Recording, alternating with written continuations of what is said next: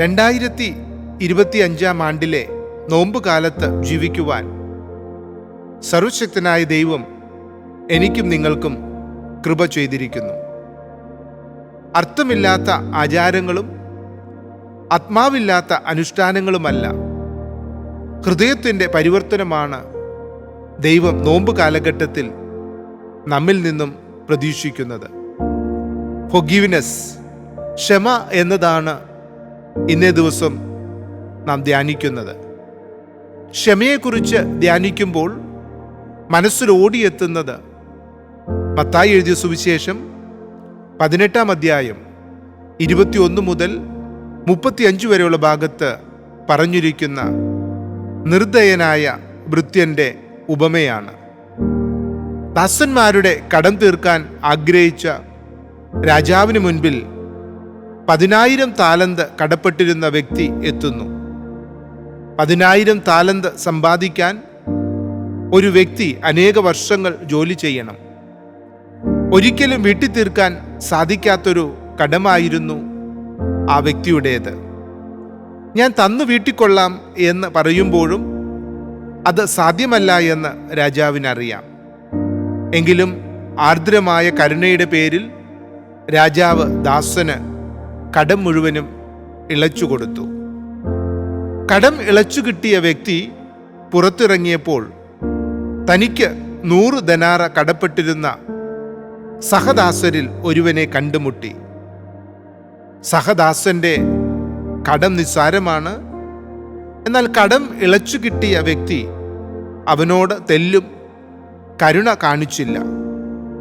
നിത്യമായ കടബാധ്യത ക്ഷമിക്കപ്പെട്ടവൻ തൻ്റെ സഹോദരൻ്റെ കടങ്ങൾ ക്ഷമിക്കാതിരിക്കുന്നത് നീതീകരിക്കാനാവില്ല.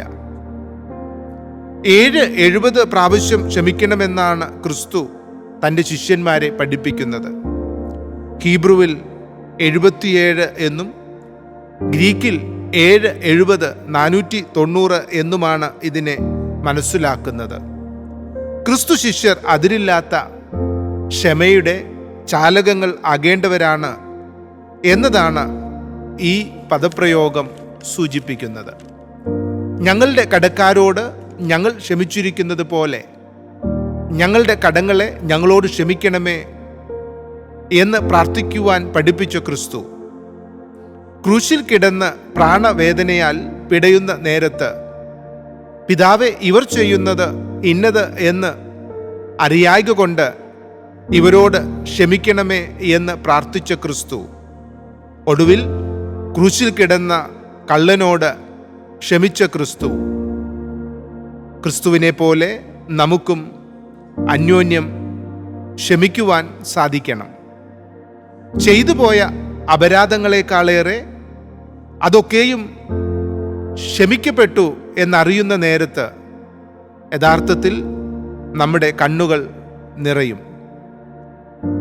ക്ഷമിക്കപ്പെടുമ്പോഴും അപരനോട് ക്ഷമിക്കുമ്പോഴും ധാരയായി ഉതിർന്നു വീഴുന്ന കണ്ണുനീരിനാൽ നനവേറ്റ് നന്മയുടെ വിത്തുകൾ ഭൂമിയിൽ മുളപൊട്ടും. അതിനായി ഈ നോമ്പ് കാലത്ത് നമുക്ക് ഓരോരുത്തർക്കും അന്യോന്യം ക്ഷമയുടെ ചാലകങ്ങളാകാം. ആമേൻ.